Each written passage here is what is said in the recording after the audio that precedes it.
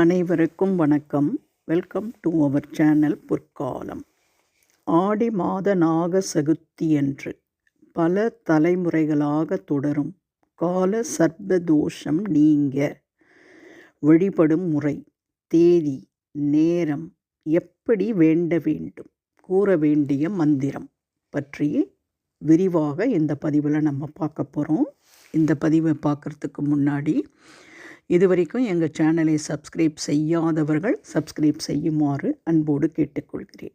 வாங்க நம்ம வீடியோக்குள்ளே போகலாம். ஆடி மாதம் என்றாலே ஆலய வழிபாட்டிற்கு உகந்த மாதமாக விளங்குகிறது. இந்த மாதத்தில் பல வழிபாடுகளும் பூஜை முறைகளும் இருந்தாலும் முக்கியமான வழிபாடாக கருதப்படுவது நாக சதுர்த்தியாகும். இந்து சமயத்தில் பாம்பிற்கும் கருடனுக்கும் முக்கிய பங்கு கொடுக்கப்பட்டுள்ளது. நாக சதுர்த்தி தோன்றிய வரலாறு. பிரம்மதேவனின் மகனான கஸ்யப்பருக்கு 4 மனைவிகள். இவர்களின் ஒரு மனைவியான கத்ரி என்பவருக்கு பிறந்தவர்தான் நாகர். தாய் சொல்லை கேட்காததால் அவருடைய தாய் தீயில் விழுந்து இறக்குமாறு சாபமிட்டார். அதன்படி மன்னன் ஜனமேஜயன் நடத்திய அக்னி யாகத்தில் பல நாகங்கள் விழுந்து இறந்தன. இதை பார்த்த அஸ்திகர் அந்த யாகத்தை தடுத்து சாப நிவர்த்தி கொடுத்தார். அவ்வாறு சாப விமோசனம் பெற்ற நாள்தான் நாக சதுர்த்தியாகும். நாக சதுர்த்தியினுடைய முக்கியத்துவம் என்ன? ஆடி மாதம் வளர்பிறை சதுர்த்தியே நாக சதுர்த்தி என்று கடைபிடிக்கப்படுகிறது.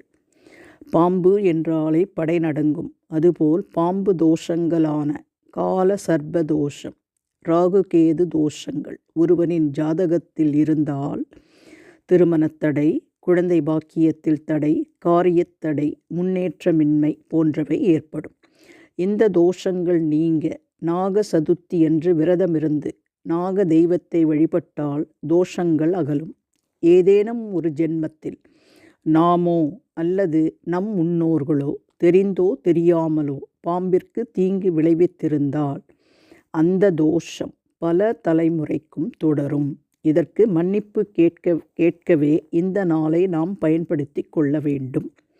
நாக சதுர்த்தி 2024.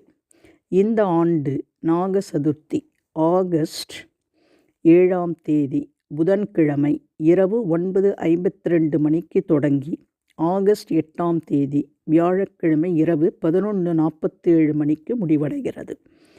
இந்த நாளில் வழிபாடுகளை செய்வதற்குரிய நல்ல நேரம் காலை 7:35 8:55 வரை, காலை 10:35 முதல் 11:30 வரை, ராகு காலமான மதியம் 1:30 மணியிலிருந்து 3 மணி வரை உள்ள காலத்தையும் பயன்படுத்தி கொள்ளலாம். நாக சதுர்த்தி பூஜை செய்வது எப்படி அப்படின்னு பார்க்கலாம். பூமியில் பாதாள லோகத்தில் நாகலோகம் இருப்பதால் புற்றின் வழியாக நாகங்களுக்கு போய் பால் சேர்ந்து பால் வார்த்த நம்மை பாதகம் ஏதும் செய்யாமல் காத்து அருளும் என்பது அசைக்க முடியாத நம்பிக்கை. நாக பூஜை என்பது புற்றுக்கு பால் வார்ப்பதாகும். அரச மரமும் வேப்ப மரமும் உள்ள இடத்தில் நாகங்களை சிலையாக செதுக்கியதை பிரதிஷ்டை செய்து வைத்திருப்பார்கள். அரச மரத்தடிக்கு செல்லும் போது பஞ்சினால் செய்த கோடி தந்தியம், வஸ்திரம் இவைகளை மஞ்சள் தடவி எடுத்துக்கொண்டும் தேங்காய், பழம், வெற்றிலை, பாக்கு, கற்பூரம், ஊதுவத்தி, எண்ணெய், திரி, மஞ்சள், குங்குமம், சந்தனம், சுத்தமான தண்ணீர், பசும்பால் இவைகளுடன் ஊற வைத்த எள்ளை வெல்லம் வைத்து அரைத்தும், ஊற வைத்த பச்சரிசியை வெல்லம் வைத்து அரைத்தும் இவைகளை தனித்தனியாக ஏலக்காய் போட்டு நெய்வேத்தியத்துக்கு எடுத்து செல்ல வேண்டும். இவை இரண்டும் தான் நாக சதுர்த்தி அன்று நாக பூஜைக்கு நெய்வேத்தியமாகும். சிலர் முளைகட்டிய பயிரையும் நிவேதிப்பார்கள். புற்றிருந்தால் முதலில் புற்றுக்கு கொஞ்சம் பாலை வார்க்க வேண்டும். அதன் பின் புற்றுக்கு மஞ்சள், குங்குமம், சந்தனம் இட வேண்டும். நாக பிம்பங்களுக்கு முதலில் தண்ணீர் 3 முறை அபிஷேகம் செய்ய வேண்டும். அதன் பின் பாலை 3 முறை அபிஷேகம் செய்த பின் மறுபடியும் தண்ணீரை 3 முறை அபிஷேகம் செய்ய வேண்டும். அபிஷேகம் செய்யும் பொழுது நாகராஜா, சுப்பராஜா, நாகேந்திரா, உன் புற்றில் பால் வார்க்கிறேன். என் புற்றுக்கு, அதாவது நம் வயிறுதான் புற்று, எந்த குறையும் இல்லாமல் குளிர்ச்சியாக வைக்க வேண்டியது உன் பொறுப்பு. உன்னையே நம்பியிருக்கும் எனக்கு புத்திர பாக்கியத்தை கொடுத்து புத்திர சோகத்தை அழித்து புத்திர பௌத்திகளுடன் நீண்ட காலம் தீர்க்க சுமங்கலியாக வாழ வைக்க வேண்டும் என்று பிரார்த்திக்க வேண்டும்.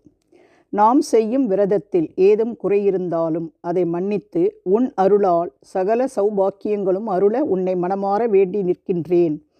எனது சகோதர பாக்கியத்திற்கும் எக்குறையும் வராமல் காப்பாற்ற வேண்டியது என் கடமையாகும். அதையும் நீயே அருள வேண்டி நிற்கின்றேன். என் பூஜையை ஏற்று என் கோரிக்கையை நிறைவேற்ற உன்னை பிரார்த்தித்து நமஸ்கரிக்கின்றேன் என்று சொல்லிக்கொண்டு பூஜிக்க வேண்டும். அபிஷேகமான பின் நாகர் சிலை மஞ்சளை தலை முதல் வால் முடிய தடவி சந்தனம் குங்குமத்தினால் அலங்கரித்து பூ மாலைகளை அணிவித்து பஞ்சினால் செய்துள்ள கோடி தந்தியம் வஸ்திரம் இவைகளை அணிவித்து கீழே கோலம் போட்டு அதற்கும் மஞ்சள் சந்தனம் குங்குமம் புஷ்பங்களினால் அலங்கரித்து பூ அட்சதையுடன் பூஜித்தல் வேண்டும். தேங்காய் உடைத்து பழம் வெற்றிலை பாக்கு இலைகளுடன் வெல்லம் கலந்து வெல்லம் கலந்த அரிசி விழுது இவைகளையும் நெய்வேத்தியமாக படைக்க வேண்டும். கற்பூர ஆரத்தி எடுத்து மங்களகரமாக பூஜை செய்ய வேண்டும். பிரசாதத்தை எடுத்து நாக சிலைகளுக்கு சமர்ப்பித்து அரச மரத்தை சுற்றி வந்து வணங்கி முடிக்க வேண்டும். நாகராஜாவிற்கு தூப தீப ஆராதனை செய்யும் பொழுது கூற வேண்டிய காயத்ரி மந்திரம். ஓம் சர்பராஜாய வித்மகே நாகராஜாய தீமகி தன்னோ அனந்த பிரசோத்தயாத். ஓம் சர்பராஜாய வித்மகே நாகராஜாய தீமகி தன்னோ அனந்த பிரசோத்தயாத் என்று 3 முறை கூறி வழிபட வேண்டும். இந்த காயத்ரி மந்திரத்தின் பொருள்: சர்ப்பங்களுக்கெல்லாம் தலைவனான நாகராஜனே, உங்களை வணங்குகிறேன். நித்தமும் உங்களை நினைக்கும் இந்த அடியேனுக்கு ஆசி வழங்கி அருள் புரிய வேண்டுகிறேன் என்று வேண்டிக் கொண்டால் ராகு தோஷமும் நாகதோஷத்தால் ஏற்படும் பாதிப்புகளும் நீங்கும்.